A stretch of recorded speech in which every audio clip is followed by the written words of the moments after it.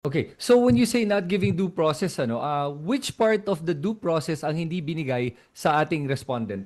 Well, due process is very simple naman eh. Due process is the right to be heard. If you read the decision of the Supreme Court, sinabi doon na dapat nagkaroon ng pagkakataon itong si Sara Duterte na makita, mabasa yung complaint, sumagot man lang, tapos at least naman itong mga House of Representatives, and not only 1/3 of them, but all of them as a collegial body should have deliberated. Dapat nag-usap-usap sila. You are representatives of the people. You are a collegial body. Ang isang House of Representatives, hindi yan individually. Pag individual ka, hindi ka House of Representatives. You are not a collegial body. So if you are actually asking for the voice of the people, it is the voice of the House of Representatives as a collegial. Yun ang dapat ginawa nila.